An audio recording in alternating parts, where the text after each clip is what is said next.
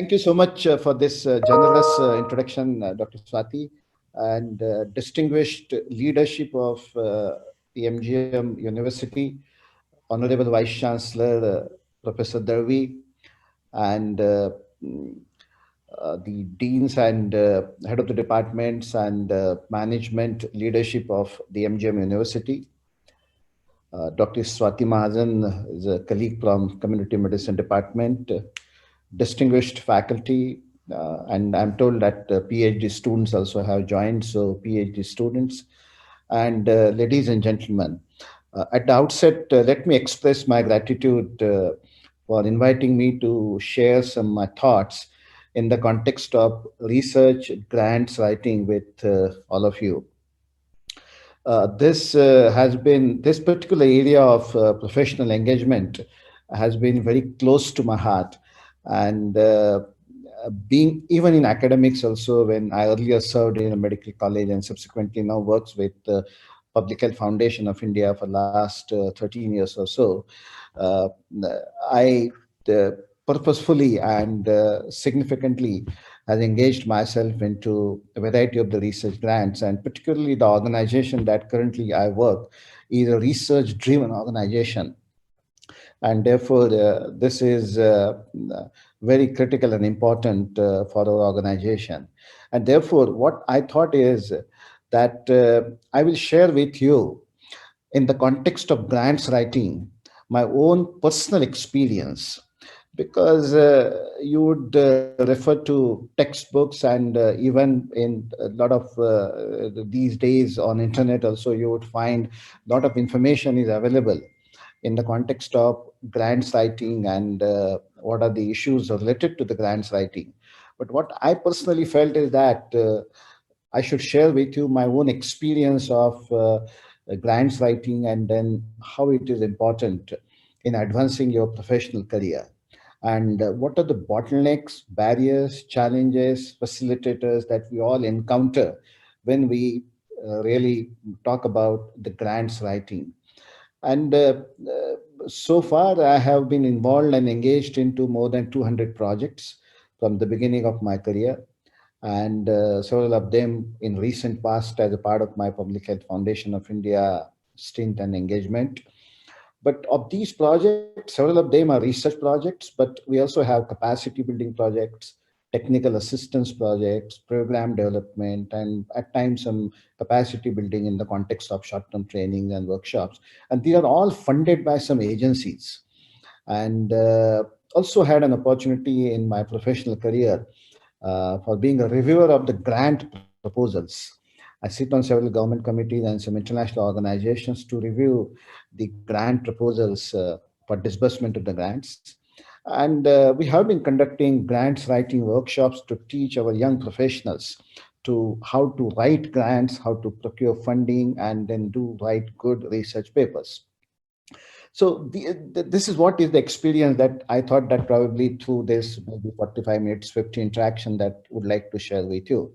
And of course, when you are engaged in writing grants, procuring funding, doing a good research, you will generally be able to produce very good quality research publications, because that is the output of the work we do by procuring grants. And that experience also goes in hand with the grants writing is concerned. Let me at the outset tell you that getting funding is, of course, a challenge, a difficult at times. But I would also like to tell you that there is a huge amount of funding sources available both within the country and outside the country. And if you look at grant seeking, if as a business, it's a multi-billion dollar business every year. You would find that huge amount of money is disbursed by a variety of organizations, and we have to understand that which are these organizations which give you money. You would have put them together as a single company, then it would have ranked at the top of the Fortune 500 list. The point I'm making is that at times, this is a very common complaint that I have heard from our own colleagues, is that where are the resources? From where to get the money? But I would like to tell that resources are available. The question is that, do we have the good proposal? Do we have access to that money? Do you know from where to get that money? And therefore, another example that I wanted to mention is that if you visit the grants database that identifies approximately more than 10,000 public programs, which would disperse a huge amount of grants. So the first point that I wanted to make is from the perspective of grant marketplace, there is opportunity and there are resources available. What we need is good quality proposal and matching with the donors expectations. That is what is important. Another important point I wanted to mention is that generally, and today also we will deliberate mostly on securing funding for doing research. But I would like to tell you that the funding is available for variety of the activities in academics and professional field. So it is not only the research projects that you would get the money, but there are many activities, and each one of these activities, personally, I have been able to procure the funding, and therefore I wanted to mention that there are two slides here basically where the funding could be available. We all know that, and today also we will focus on research projects. That research projects could be a single site project, like you are doing some case control study in your hospital and looking for the funding, or it could be a clinical trial being carried out in four institutions within the India, or you have multi-country, multi-site studies also for which the funding is available. The next important activity for funding is available is implementation projects. In the context of the health systems, if you are implementing something in collaboration with the government, and operations research falls mostly in the domain of these implementation projects, the funding is available. Technical assistance also, if you are supporting some initiative and for which you are looking for resources, then technical assistance is available. I would give an example of technical assistance. Currently, we have a huge uh, Bill and Melinda Gates Foundation grant, and I am the PI of this project. It's an Adarsh project where we are supporting 9 states in India in rolling out some critical component of the national health policy. You would be remembering that the national health policy has been released in 2017, and there are several of activities listed as a part of national health policy. One of the activity is related to strengthening postgraduate medical education in India, and how can we use district hospitals as the model centers for implementing some postgraduate programs like DNB and CPS and other programs. And we are helping 9 states in and providing the technical assistance in rolling out this particular aspect of the national health policy, for which the Bill and Melinda Gates Foundation has provided a very huge, substantial funding for undertaking this activity. Example of implementation project is that we worked with Delhi government, and like the we have the model of ASHA. There you must have heard that we have these ASHAs working as a part of our health systems. They have developed we have developed a model of urban health worker like ASHA working in the urban dispensaries and urban health system in the Delhi government, and that was the implementation project which was supported by the WHO headquarters in Geneva. Program development. Suppose you wanted to develop some program, it could be a tailor-made, suppose, a leadership program. That I would give an example of these. We developed a leadership program for South Asian policymakers, and we got the funding from the AusAid from Australia in collaboration with the Melbourne University, that we worked to develop this particular program. Some of the e-learning stuff that is being currently, in fact, we are developing IYCN, MIYCN program for the professionals working in the space of community medicine, OBGY, and pediatrics, and that is supported by Alive and Thrive through IP Global. So again, a program development. Lot of program evaluation activities of the various national programs, so it could be a very small component of the program is also supported and funding is available. Capacity building, trainings, and some of the PhD students are here. Even for them, for higher education, the fellowship programs are available. I will give you an example of capacity building.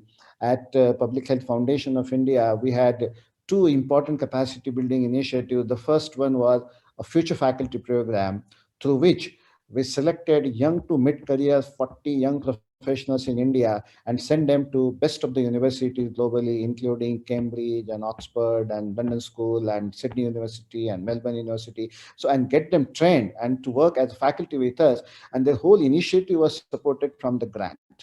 And the Wellcome Trust funding was available where we had identified 11 UK institutions. We collaborated with them, and then we trained 27 PhDs, almost I think 16 masters, and several visiting faculty and other initiatives in the context of the capacity building grant that we obtained from Wellcome Trust.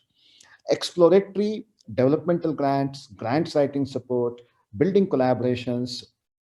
GemNet Health is one of the global initiative where I had an opportunity to chair also for 2 years, where we provide, in the context of monitoring and evaluation, if two or three institutions globally and working in different continents, if they wanted to come together to design and develop impact evaluation proposal, like for example, University of Ghana, then INSP Mexico, and our institutions in India. So these three institutions, so three researchers from these three institutions wanted to develop an impact evaluation proposal which could be implemented in some 6 countries globally. And for writing the grant itself, the funding was available, and through this GemNet Health, we support these initiatives. Then fellowship programs are there, like postdocs and scholarships, and several of them through CSR funding also, like, and even consulting firms like McKinsey is a consulting firm which has been supporting scholarships. Infosys Foundation is supporting scholarships. So there are Tata Trust supports scholarships. Then institutional development and strengthening. You can write proposals for development of your institution and strengthening, and like Department of Science and Technology, Department of Biotechnology, they provide some initiative. The FIST is one of the program, like funds for infrastructure development and strengthening, where the money could be made available. Then suppose you wanted to create a center, you wanted to, like suppose you have a WHO collaborating center being established in your institution, and you need to look for resources to create that center. Awesome laboratory. Even equipments like DBT, DST support some of the equipments which have relevance in the context of the research. I tell you that even running a secretariat, that I personally I was involved, and we got two important fundings. One was from WHO Sierra region, and another was from the Rhino is a global organization in Routine Health Information Network. They supported us some funding to run a secretariat for strengthening routine health information systems in Southeast Asian region. Advocacy, like for example, you wanted to do advocacy for a public health cadre, and then a lot of work is to be done. You need to travel to the states, you have to engage with the states health secretaries, and for that the funding was being made available, and we use resources for that purpose. Documentation, reviews, and reports. Recently, I think last week only, we published one paper. It was related to the systematic review of obstetric fistula in South Asian context, which was supported. That was a review, that was a systematic review that we had carried out, which was supported by WHO CRO region. And why am I giving an example is that we should realize that every activity can be supported. It's not that I'm just mentioning these activities. I can give you some examples from where we got this money. Consultations, meetings, seminars, we all know that, even conferences, workshop, scientific sessions, that you can get resources to do. Academic visits. As a Wellcome Trust initiative, we had inbuilt component of academic visits, that our faculty visiting to some good universities in UK, and the funding was made available for those purposes. Of course, there has to be a very specific proposal to the faculty visit. Like we wanted to develop e-learning programs at Public Health Foundation of India. We took our 5 faculty members and 3 program staff to London School, and London School of Hygiene and Tropical Medicine. They have a very good e-learning network and setup.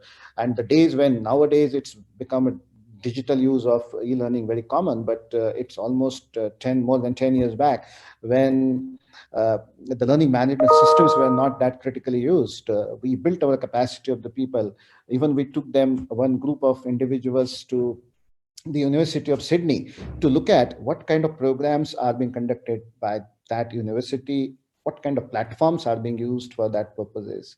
Even visiting scholars and internships, money could available. Writing manuscripts and books and policy briefs, the resources could be made available. Travel grants is one of the Tata Trust supports travel grants, but there are many other agencies also support travel grants.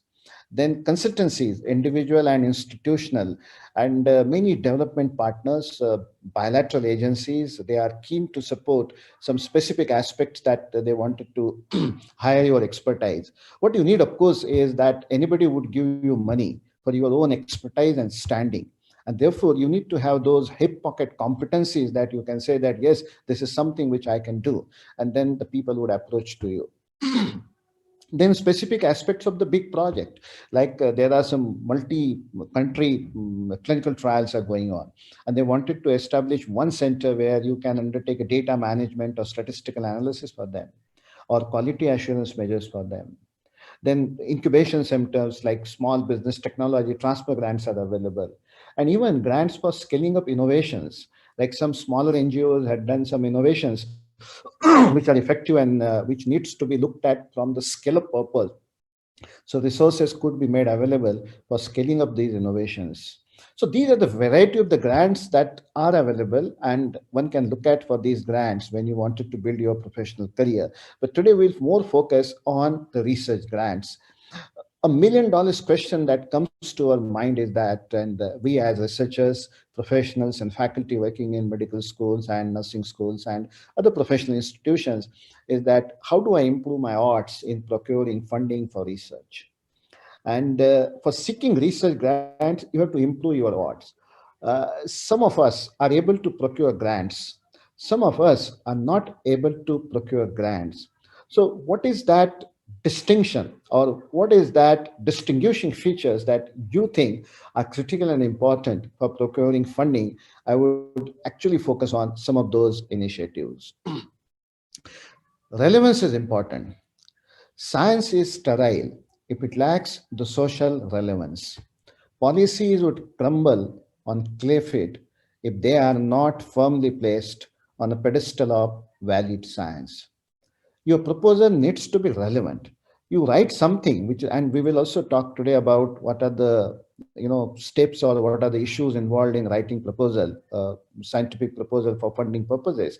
But your proposal is not relevant. Who would fund that proposal? Relevance is the most important. The next is implications, that your proposal should have outlined implications. What is the utility of the finding that you are proposing to generate through a particular proposal? Because we all recognize research is merely a tool. What ultimately benefits to the society is the knowledge. And knowledge has two integral parts. One is knowledge generation and knowledge translation. Research helps us to generate the knowledge, but we also need to see that how do we translate this knowledge for the benefit of the society? Because this knowledge generation gives you the thrills of discovery, but knowledge translation would give you the satisfaction of the purpose being fulfilled. And therefore, implications for any research are important. Any proposal that will be reviewed from the funding agency's point of view, because as I mentioned to you, I sit many of these committees where we review proposals. These are important issues. We look for implications. Are there any implications of this work? If it may be, you might find that this is a very interesting research question, but if it doesn't have implications, the probability that you would be able to get funding for that is limited. And of course, the scientific merit and feasibility. No proposal would be funded if it is scientifically weak. The methods are important. The design that you use, the sample size that you estimated, the various systematic and random errors that you might encounter into, what are the measurement issues involved into. So the scientifically, you need to have a proposal which is well designed. And of course, it should be feasible also. You're proposing something which is not doable, then the donor agency don't want to waste their resources. And of course, I understand that at the beginning you do not have a strong research credentials. But over the period of time, we need to build our research credentials. If we are able to build our research credentials over the period of time, 5 years down the line, 10 years down the line, 15, 20 years down the line, that helps us strong. Because people may not know you. When they look at your proposal, they also look at additionally at your CV. at your research credentials. And looking at CV, if they see that you have enough competence to undertake this particular research, then that helps through. And therefore, building research credentials over a period of time is important. And that would also help you to create a track record, because you have to create a track record with even agency. Suppose you have been supported on by UNICEF on some small project that you did. Then, if you do that project well, well in the sense that you have followed the protocol properly, timelines are followed, and you have been completely professional in doing that activity, and then the resources are appropriately spent, and all the documents and SOE and everything is provided on time. So that's how you create your own signature. That's how you create your track record. And then the next time UNICEF wanted to do something, they would say, oh, yeah, these are the good people. They do their task on time, they do it professionally, and they would come to you. Research capacity, of course, is very important. We all understand that without research capacity of undertaking, suppose you wanted to do a clinical trial, you need different capacity to conduct a clinical trial. If you wanted to do a mega project, implementation project, operations research, you do need that capacity. Now, suppose you are writing a proposal on mathematical modeling for now, for example, assessing the suppose the vaccine COVID-19 is introduced and what will be implications on that. But then do you have the capacity of that mathematical modeling? Suppose you are proposing something as a part of your proposal as a very advanced technique like multi-level hierarchical modeling. You have written that, but are you able to undertake that? Suppose you are suggesting a systematic review, a meta-analysis is to be carried out. But then people feel at times that meta-analysis means, you just collate the data from some 10, 20, 30, 40 studies together, which are available globally, and you sit in your office and you write the paper. But it's not that easy. You need to understand the nuances of conducting meta-analysis. Like, for example, the fixed effects models, random effects models, and there are many other issues involved into that. So when you are writing a proposal on the systematic review or a meta-analysis, do we have that capacity is important. Then the grants writing capacity is also needs to be looked at, because scientific writing itself is important, because I have seen people have good ideas, good thoughts in the head, but they are not able to put those coherently, those good ideas on paper. Because you should be able to write, your writing skills are important, your communication skills are very important when you talk about the grants writing. One is communication skills, and secondly, the tactics of writing the grants. What are the issues that you should reflect on?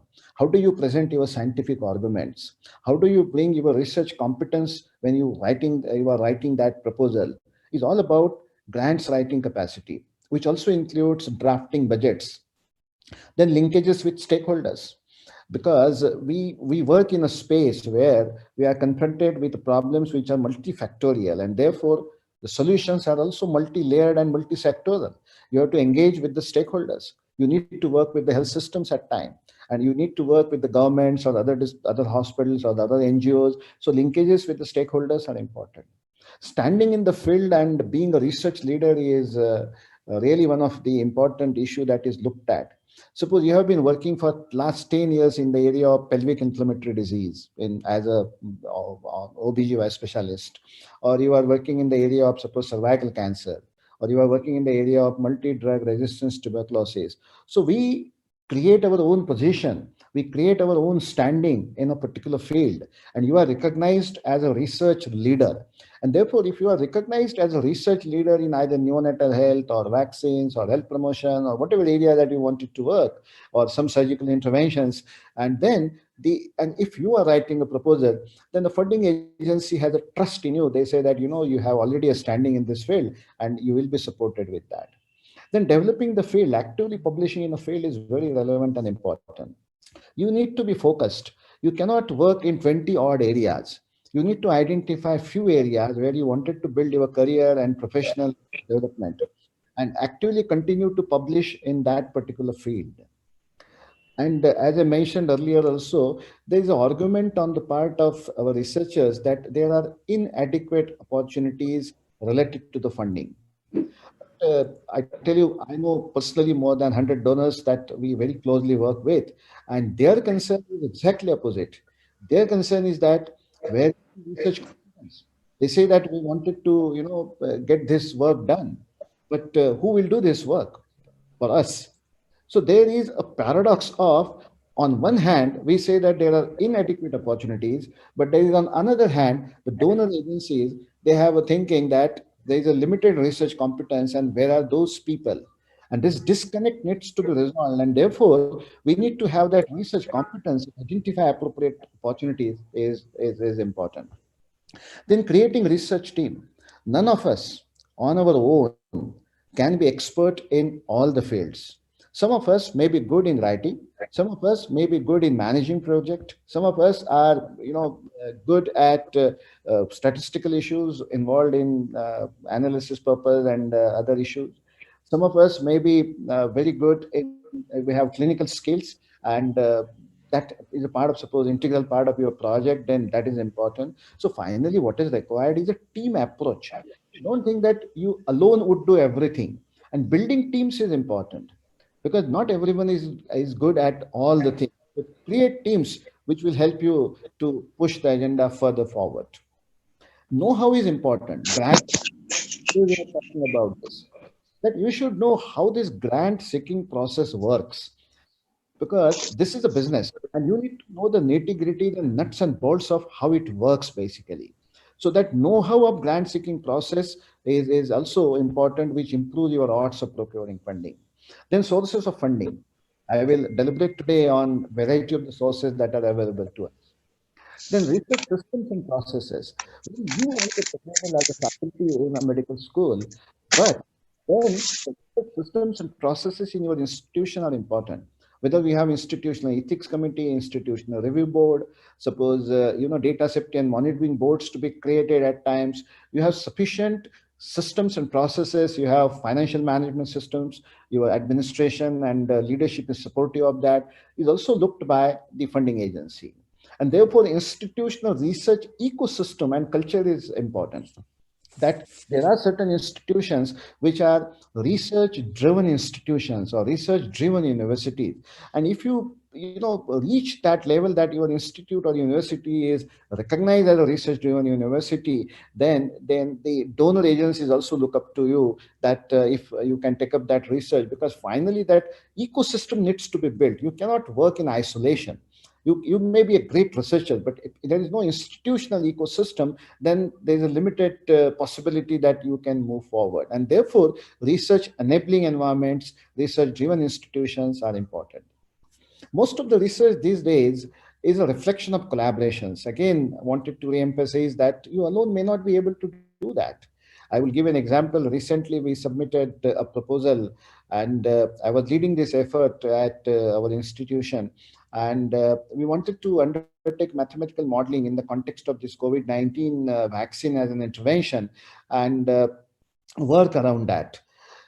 We initially thought we will submit to the Department of Science and Technology. It's a quite a big funding, and as independently alone, proposal.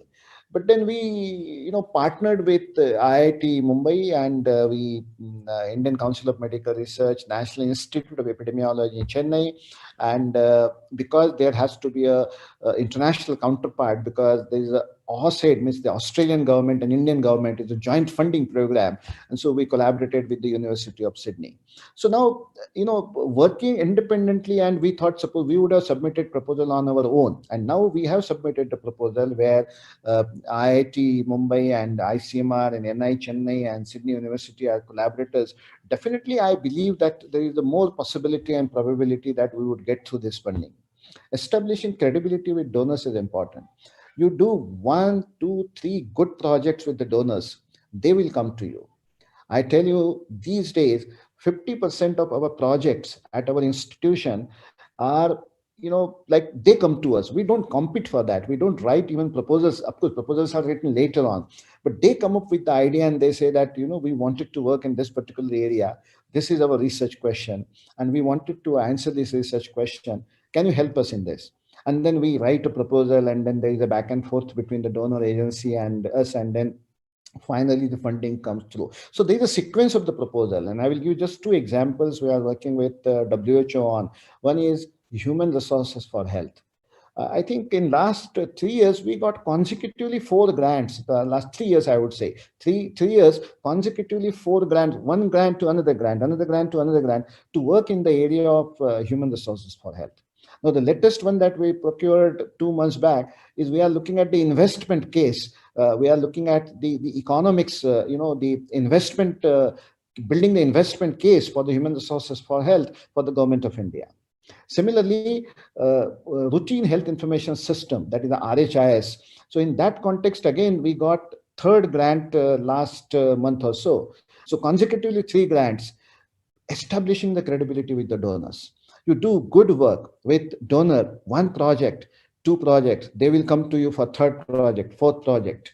You will have to tell them that we are busy, but that generally happens. Then operational issues, of course, like for example, you wanted to get funding from outside agencies outside India, then you need those FCRA clearances and operational issues. So funding agencies, suppose outside India agency, European Commission wanted to support research at MGM universities. Obviously, then the question is that whether you can accept that funding by the law of the land here, for which you need FCRA clearance. So those operational issues are also there. Then if the projects are big, then do you have the capacity to handle mega projects? And this capacity is not something you would learn overnight. It is a continuous persistent efforts over a period of time that you build your capacity of handling mega projects. Mega projects means, like for example, more than $5 million, $5 million, $10 million, $50 million, multiple sites that you are engaged into. Now, this Adarsh project that we are doing with support from the government, the Bill and Melinda Gates Foundation, is a mega project. We are involved in 9 states with DNB, CPS, then NSSRC is important stakeholder, the Government of India Ministry is involved into, and we are providing technical assistance. So these mega projects involves a lot of additional issues other than research, a lot of management issues, a lot of project management issues are relevant there. Then collateral funding. Suppose you have some agencies say that we would provide you 80%, like at times UNICEF demand this. They say that we will provide you, suppose the project cost is, suppose 30 lakhs. Then they say that we will provide you 25 lakhs. And then 5 lakhs, maybe that if your institution or university can put it into. So maybe 10%, 15%.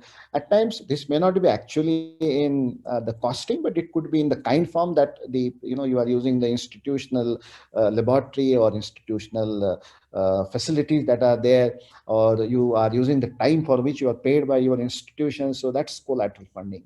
And then, of course, the transdisciplinary research is important. And Professor Darvi also mentioned in his initial remarks that you have different institutions, and these transdisciplinary approaches are required because our problems are multi-sectoral, multidisciplinary, and at times, therefore, we need multi-layered and multi-sectoral and multi-departmental approaches to solve our problems. That's important. And finally, the proposal that you develop, you have to sell it to the funding agency. And therefore, the art of salesmanship is important. That how to sell your proposal to a funding agency is, and this is a knack that you would learn over a period of time. And I would tell you that these are all boxes that you have to tick, to improve your odds. But it never happens overnight. Like, for example, establishing credibility with donors. It never happens that in 6 months you would establish a credibility. Or like, for example, institutional research, ecosystem and culture. It never happens like today, you are not there and then tomorrow you are there. Or the know-how of the grant seeking process. It's a continuous efforts over a period of time.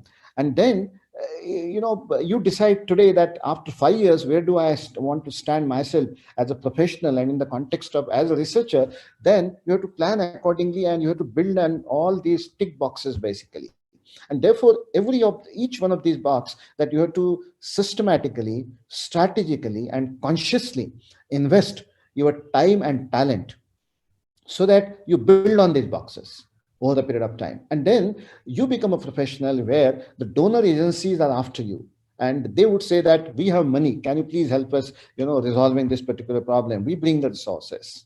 So the key proposals, the key issues in the context of grants writing are that please remember the good proposals are not developed overnight. You have to spend time. Don't create any shabbily, written proposal. Sometimes, as I mentioned, that I had an opportunity of to be on the sitting on the other side of the table and reviewing many proposals of very good organizations, very big good organizations, including Wellcome Trust and including many other organizations. And sometimes you pick up the proposal, and even you just scan through a few pages, you realize that this proposal is so badly and so shabbily written that you don't intend to even read that proposal also. And some proposals, you just pick the proposal and you just start lifting the pages, and that you would find that this is something is interesting. Good proposals needs that you need to invest time. Meticulous planning is important. You have to work around, you have to create the team, that these are the 3 people, 4 people who would be working. You can divide the sections that you would like to write, and as I mentioned to you, that each one of us can bring a competence in a different area, then we all can contribute to that. And then finally putting those pieces together to see that the flow is there, everything is coherently written, the flow is there, the articulation of the issues is there, the articulation of research ideas is well reflected, methodology is appropriately reflected. So all that becomes a part of the meticulous planning. And think outside the box. Sometimes what happens is that we read something in some journal, and then we think that we will replicate the same study in our hospital. Of course, replication of that study is, of course, could be relevant also, but unless you bring some innovation, something new, that because research is all about creating, it's not something which is already some 20 people have worked and had said that there are issues, then what is the additional value that you are going to bring to the proposal? Because when proposal will be looked at, it will be also looked at from the point of view of value addition to the knowledge. If it is not bringing any value addition to the knowledge, why somebody would be funding that? And of course, you should know the sources of funding. But sources of funding is one thing. I will enumerate some sources of funding. But the priority of funding agencies is also important, because there are certain agencies, they fund in a particular area. Now Save the Children, Save the Children is an organization which funds research in generally in neonatal health or under 5. The name itself is indicative of Save the Children. UNICEF initiatives, again focusing on mostly on child health, some extent even maternal health also, because that has a relationship with the child health, but neonatal health, health of under 5 children, so those malnutrition, so those could be the areas where probably UNICEF would be interested. If you write a proposal on, unless it has connection with the child health, suppose tobacco or non-communicable diseases or diabetes, and UNICEF would say that it is an important problem, but that is not our priority. That is not our priority. There are certain organizations and funding agencies which support health systems research. So, in the context of health systems like leadership and governance, or health financing, health service delivery, or human resources for health, or supply chain management, so they would only support in that area. If you have a disease specific proposal, like suppose you wanted to do some work related to obstetric fistula, and you go to them, they would say that this is interesting work, but we don't have a priority to support funding in this area. There are certain agencies, they support research in the context of health professional education only. We worked with some of the boards and some of the foundations which only say that they wanted to strengthen health professional education because it's mandate. Because every funding agency, they have their mandate, and they would support research aligning with their mandate. They will not support something is debating. Of course, sometimes you would find that they would walk to support some of the initiatives of interest, like we were working very closely in health professional education. China Medical Board has supported, and China Medical Board, they support health professional education, but India is not in their list, and for obvious reasons. But one of the initiatives that we had a dialogue with them, and they said, no, this is very interesting, and despite the fact as a country India is not in their list, but still they have supported in collaboration with Harvard University of the research that we had done in that regard. The next important point is, when you write a proposal, you need to develop a protocol. And for that, you can actually work in a workshop mode. It could be like initially a conceptualization of idea, then developing and putting things together, and then you finalize that. So it happens in a workshop mode. You have to dedicatedly work. See, development of research proposal is not the salad that you would keep on the corner of your main menu. It's a main menu. If you wanted to be a researcher, even if suppose when we work in medical schools, we are faculty, and our responsibilities include for clinicians, particularly we are providing clinical services, health services to the population. And then, of course, teaching and training is important responsibility. Of course, we are involved in administration also, a lot of responsibilities from admissions to so many other things we are involved into. And research is also one of the activities. So these are the four areas that as a faculty in medical colleges that we are involved into. And then what happens is that because we have to take care of our OT and OPD and our ward rounds and everything, so we are busy. Secondly, then we have to teach also to undergraduate students, to postgraduate students. Then there are, because you are a professor or a senior faculty, some administrative responsibilities. And then, by the way, we say that by the way, we will also do a research. Then that actually, doesn't help in a long way. So therefore, you need to have a very dedicated time for research activities.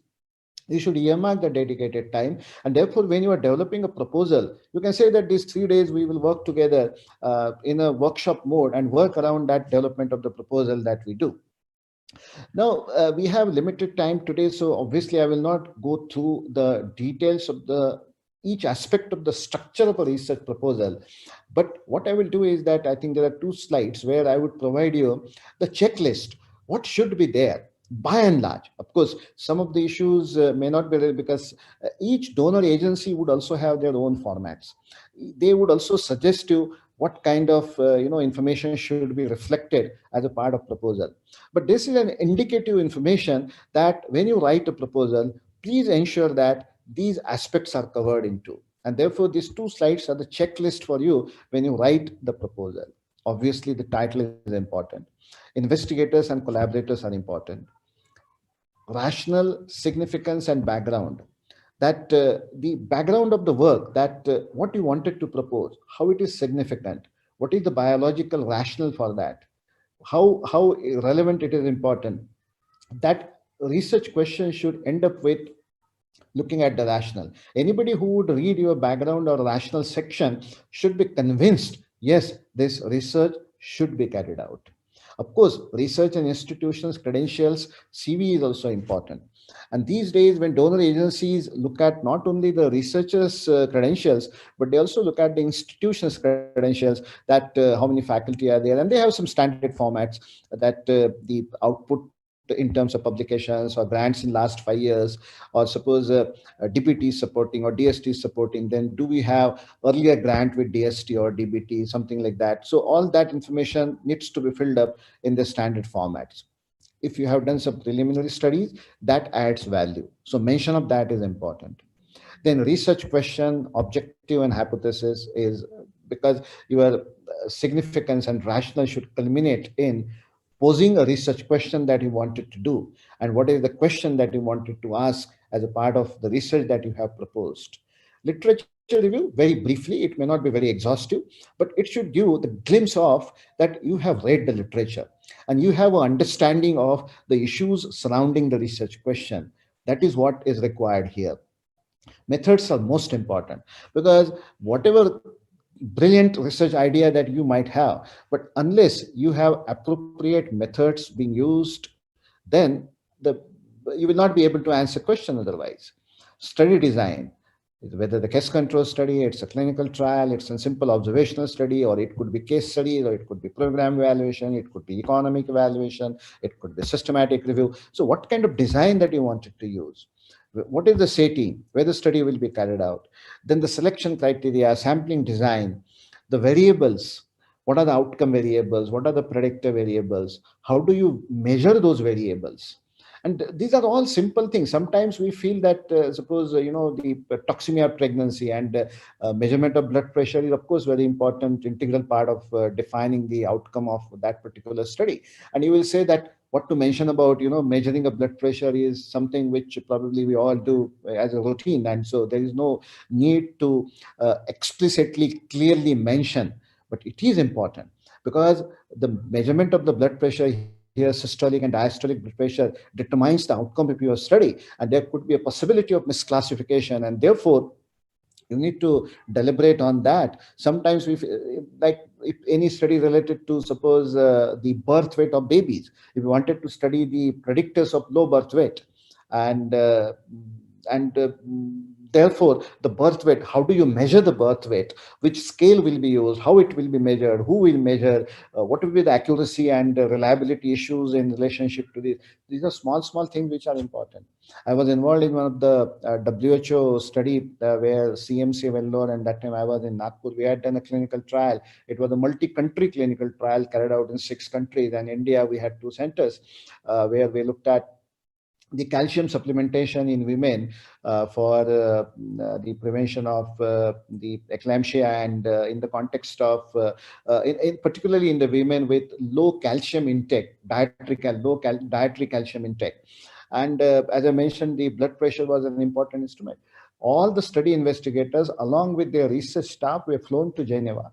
For 3 days, they ensured that each one of us measure the blood pressure the way it was expected, because that was the critical hour. And they were doing a multi-country study, so they wanted to have everybody on one page on the measurement issues.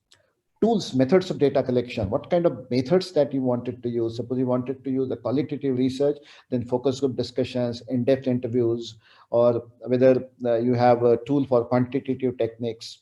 Statistical issues are important. Sometimes we feel as researchers, because several of us are medical professionals, health professionals, clinicians, and we may not be very thorough with the statistical issues. But I tell you, this is one of the areas that if you can build your competence, it will always help you in procuring funding, because then you will be able to defend it. When suppose you wanted to go and present it to the donor agency, and if they ask you questions, you cannot always refer to the statistician. Of course you should consult statistician, but you should have a basic understanding of the sample size and power analysis, or what kind of an analysis plan is proposed, creating W tables. Some basic understanding, some basic fundamental understanding is useful.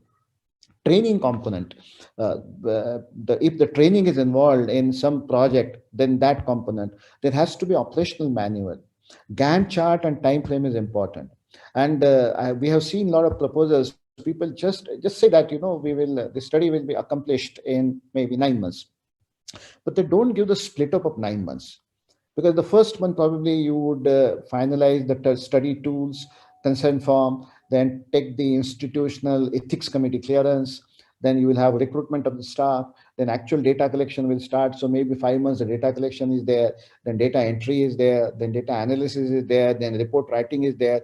So if you prepare a Gantt chart, then that gives the confidence to the donor agency that you have thought through the process. That is relevant. Otherwise you say that I will do it in 9 months, but and then sometimes it also happens that if there are no time milestones are provided, then we have 9 months. So you may start working on the proposal, and then first 3 months, 4 months you are very slow, and then you think, in home and have hot time, and then by the time you are midway through, and then you realize that now your recruitment of cases getting delayed because you are dependent on the patients who are coming to your hospital, and so on. So time frames, Gantt charts are important. And any donor agency, this is one of the critical issue that when I encountered with many donor agencies, they feel when the proposal is written, people say that we will accomplish certain study in 6 months, 9 months, but then they don't do that, and that is their concern. But that's how we create our signature. We should be doing, it should be realistic also. If something cannot be done in 6 months, it cannot be done in 6 months. You say that it will take 8 months or 9 months or so. Be realistic. But for getting money, you say that I will accomplish everything in 6 months, and then when actually work starts, we are not able to do that. That's not good. Project management. Sometimes if it is a field-based activity, or even a hospital-based activity, you have some project being employed, and proper training of those people is important. Staffing is important. Assigning responsibilities are important. Because when you work in mega projects, you as a principal investigator, you cannot do everything. You should not be doing everything. Assignment of responsibilities is important. That's the principle of the teamwork. Otherwise we create the team, but we want to do everything alone, or as a PI I am the responsible. Of course we are as PI responsible and accountable also, but it doesn't mean that you should not delegate the responsibilities to the team members. Quality assurance is integral part of any research. You should clearly mention in your proposal that how you handle the quality of the work that will be carried out. And quality assurance begin from writing of the the proposal to the report writing, even data entry for that matter. Like, is it a double data entry? Or suppose the data is being collected, then supervisory visits and senior investigator or the consultant checking those data that is being randomly, suppose randomly you pick up 5 tools and then re-examine and re-verify those, whether the data has been appropriately collated and collected or not. All these are important. When you are involved in multicentric studies, the networking, collaborations, and partnerships are critical. So this should be all part of, this is a checklist, because each one of them is a separate topic for discussion. Like project management, you can go on talking about for a couple of days. Sample size, power analysis, the statistical issues, it could be a separate topic for the workshop. The point I'm making is that when you write a proposal, please ensure that this checklist is looked into. It carries forward, third slide, implications. It should have implications also.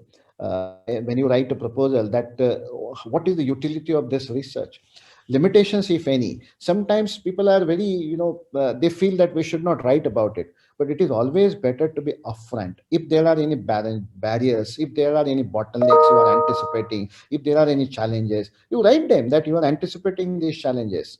To be upfront, honest, and truthful is always helpful. Dissemination plan is important. Any proposal, you should have how you will disseminate the findings. Will you, of course, you will publish a journal article, you write that you will publish art paper in some good peer reviewed journal. You might plan some conference presentation also.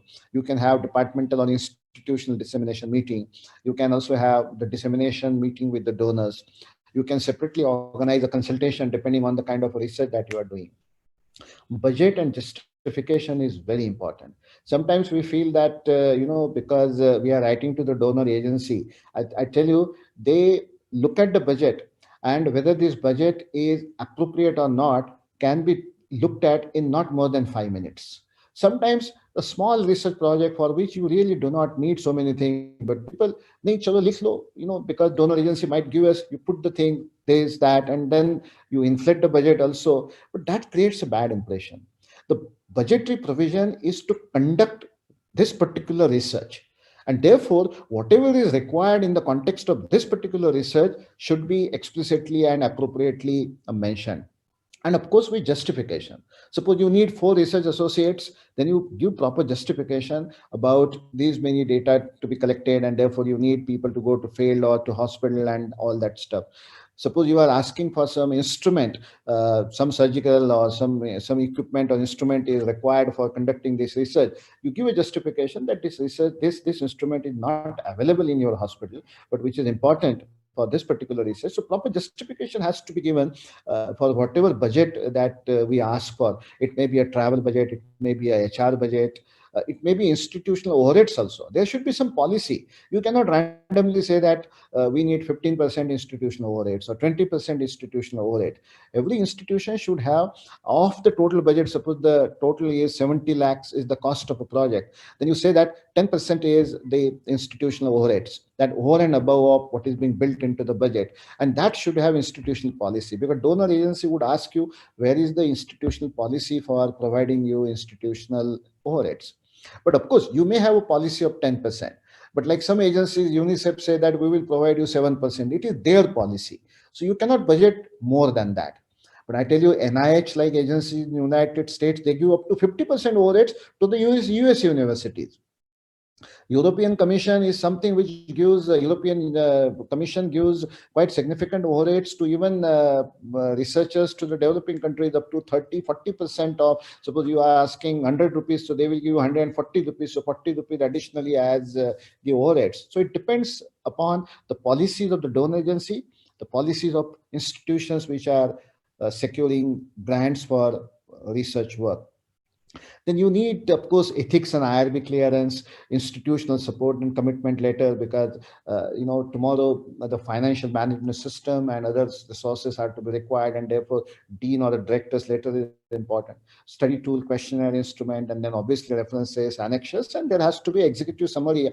And the word limit for the executive summary is already generally spelled out. Maybe it's 500 words or 1000 words, not more than generally 1000 words, but it is somewhere around 300, 400 to 1000, 1200 words is the executive summary that should capture because everybody would first read your executive summary. Nobody would read your 30, 40, 50-page proposal. They would first read it at executive summary. So executive summary should be able to create impression and arouse interest, that the person who would be reviewing your proposal should be able to look into the details. Now let's move on to, after having deliberated on the checklist that you need to look at, where are the resources and sources of the funding. And as I mentioned to you, and in the second slide that I presented to you, I said to you that there are more than 10,000 public programs supporting globally funding for undertaking research in different areas. But obviously, we all know that there are some national sources and some international sources that one can look at it. Government agencies, departments, and institutions. And when Professor Darvi was mentioning, he mentioned about like Ministry of Health and Family Welfare. Then ICMR is a part of the Ministry of Health and Family Welfare, but separate Department of Health Research. Then Department of Science and Technology, Department of Biotechnology. Then he also mentioned about CSR. These are Council for Scientific and Industrial Research. He also mentioned about the Science and Engineering Research Board. So these are all government agencies, departments, institutions that they would provide funding. Then there are UN agencies like World Health Organization, UNFPA, then United Nations Food Program is also there. Uh, and even Red Cross and other agencies. So there are UN agencies who, UNDP is one of the agencies that is providing support to the health related issues. Then you have bilateral agencies who can support the funding for purposes. Then some philanthropic trust like Tata Trust is, one of the wonderful examples. They are supporting a lot of initiatives in India. Then foundations are there. Bill and Melinda Gates Foundation has a lot of investments in developing countries, including India. But Rockefeller Foundation is there, Thrasher Foundation is there, Ford Foundations are there. So there are many foundations globally that are supporting some of the research initiatives. Then the NGOs are there. The NGO sector is also important, and if they wanted to do something, they also consult researchers, and sometimes these NGOs are supported with the big grants, and they outsource some of the activities where you can chip in. So that kind of resources is also available. Then for profit companies, I think this is a very recent development, and you should note this, that initially research was seen as either the business of public institutions like government agencies, department institutions supporting, or then some philanthropic organizations and some UN organizations.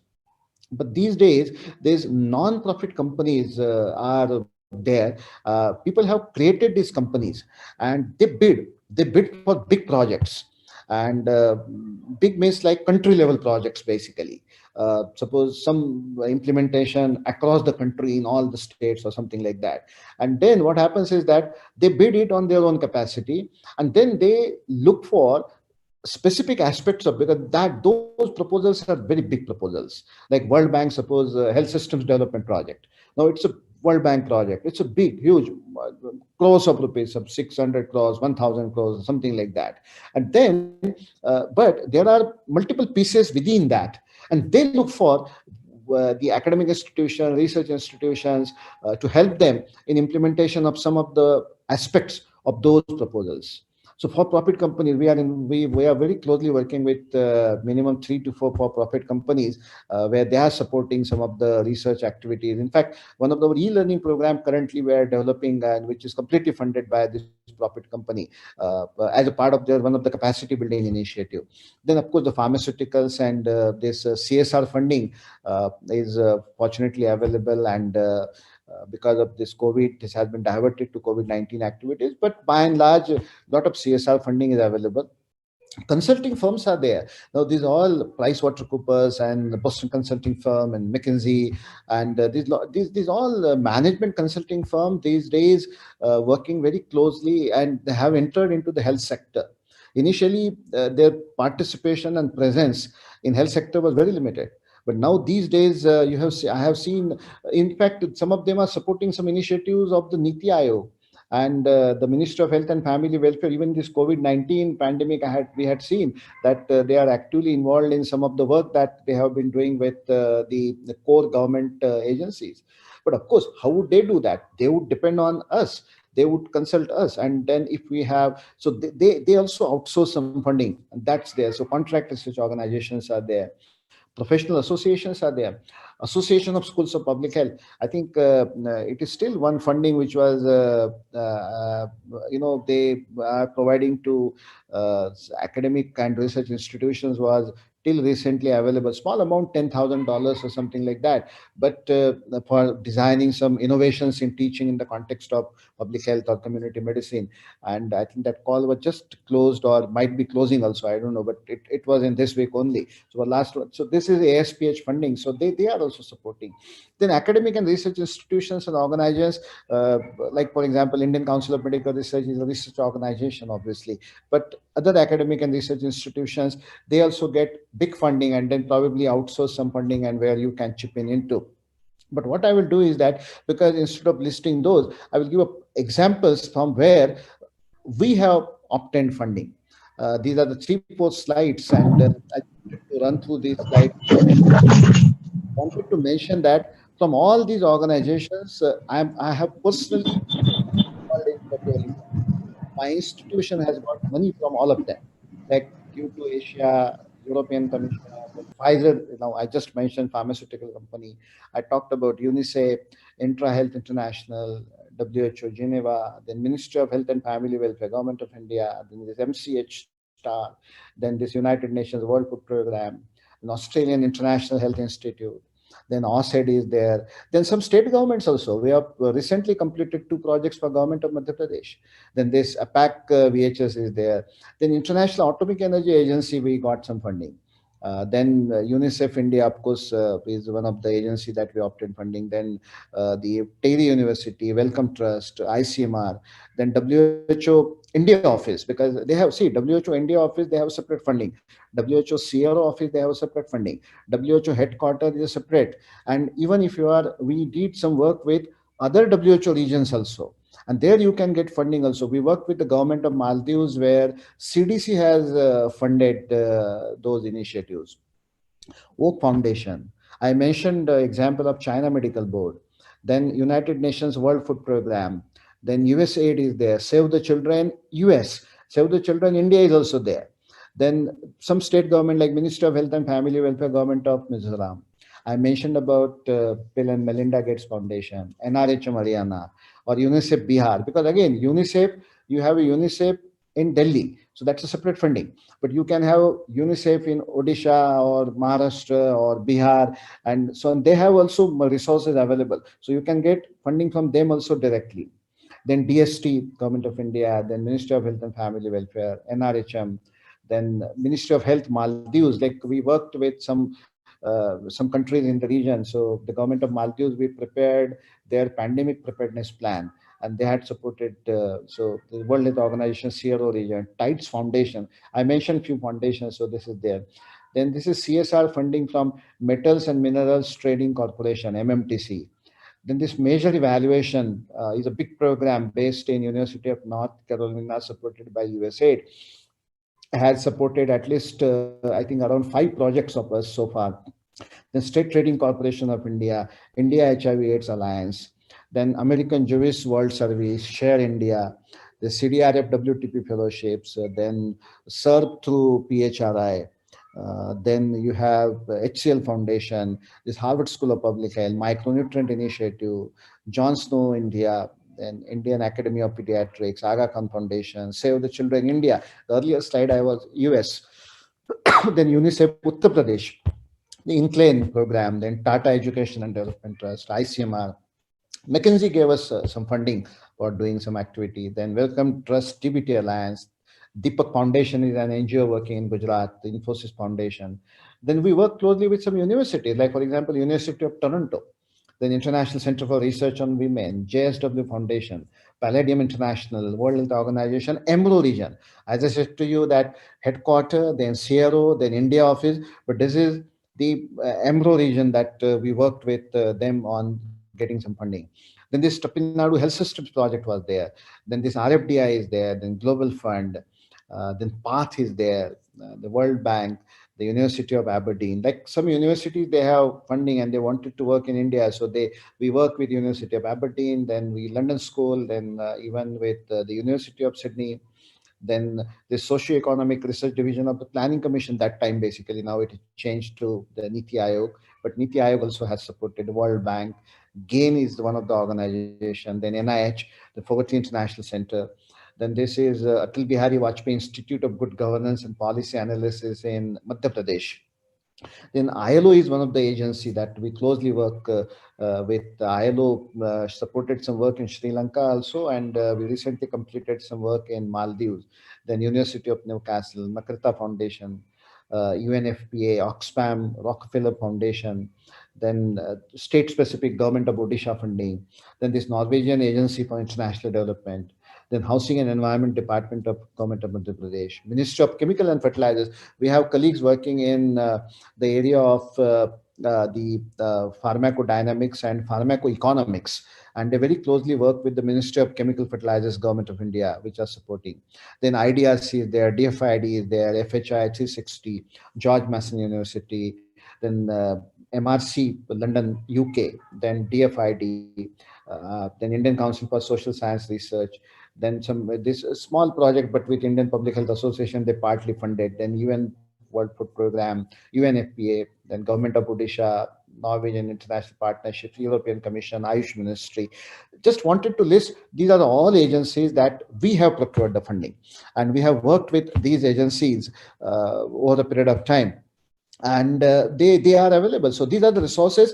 So the initially I mentioned about the list of major, like UN organizations or philanthropic organizations or variety of the agencies or NGO sector, and now this provided the menu of these are all organizations from where we have procured the funding, and they have their own websites, their RFPs and RFAs displayed for which they are looking for. But what they are looking for, all these agencies where they wanted to support you, what they need a good proposal to fund, and they would certainly look at the scientific merit and feasibility. That's the first thing that you would look at.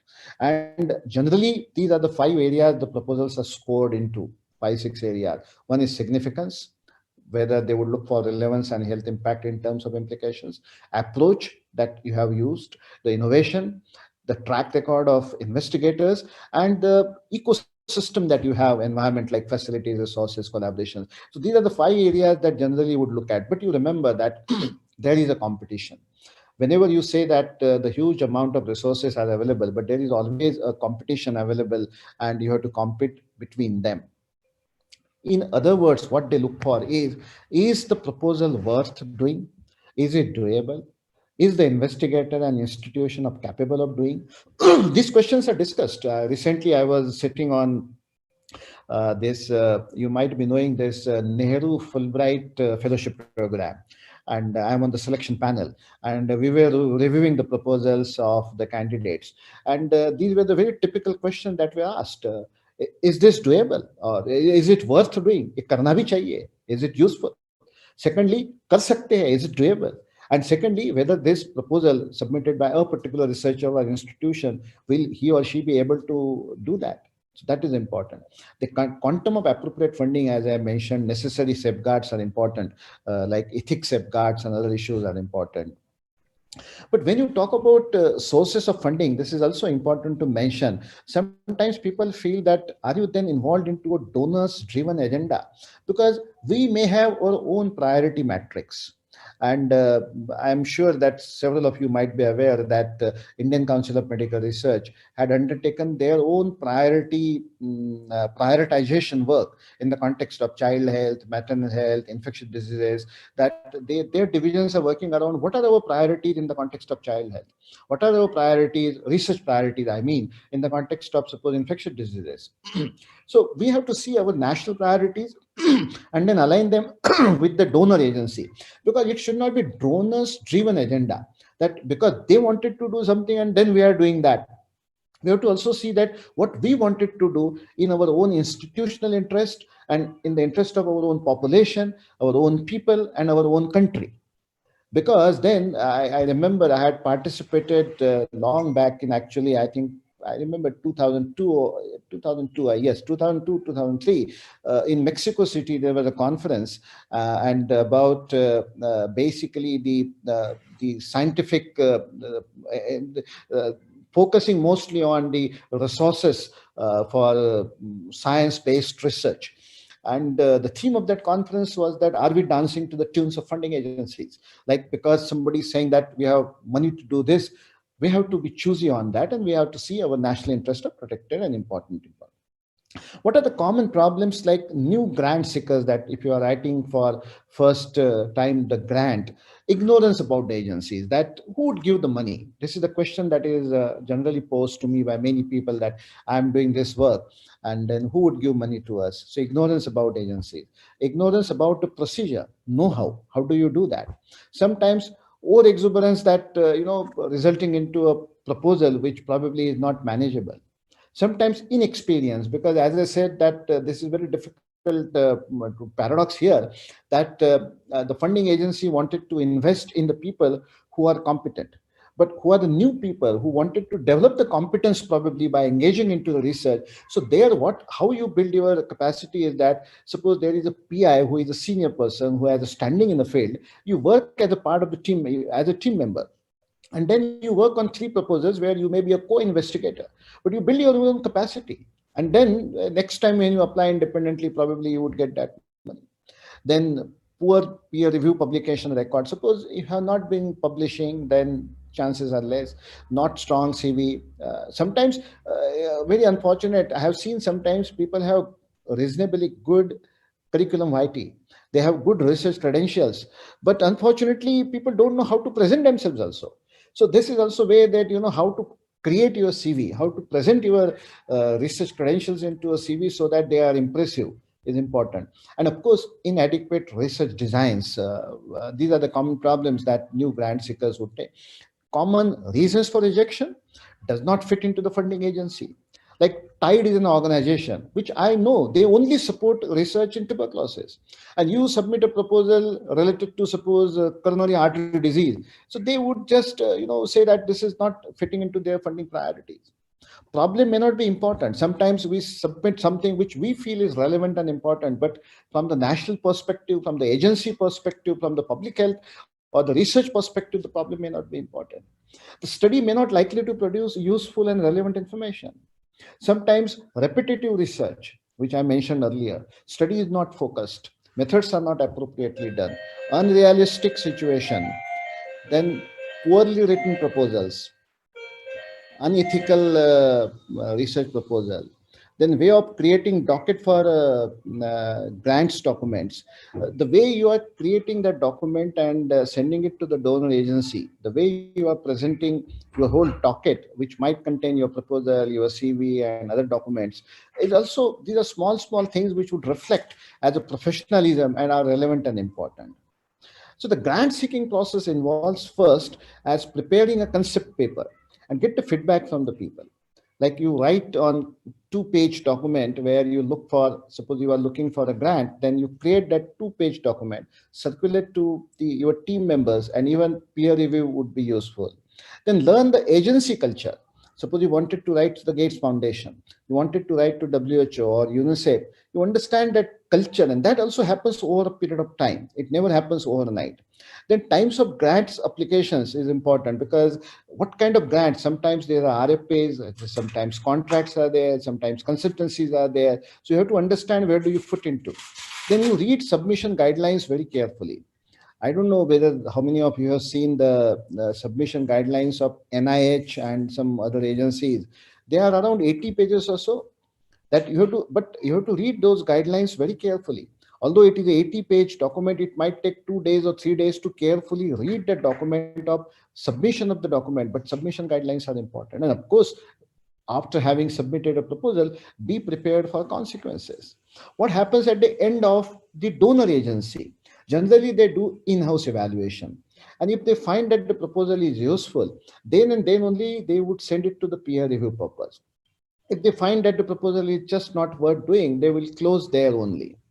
Next step is the external evaluation. They have peer reviewers and they have reviewers in different thematic areas to work into, and they look at from the content and methods point of view. Generally, the blinding is done. Generally, the names of the investigators and agencies, the institutions who have submitted the proposal are not disclosed. So that the blinding is most of the organizations it is followed. But when the decision is taken at the later stage, so blinding, because they have to look at the credibility of researcher.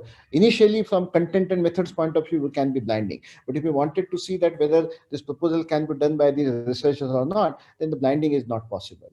They have their own scoring systems and evaluation sheets. I tell you, some are so rigorous that I was involved in this Fulbright Nehru Fellowship Program, and as a reviewer or sitting on the other side of the table itself, it consumes a huge amount of time to read those proposals and create those scoring systems and evaluation sheets.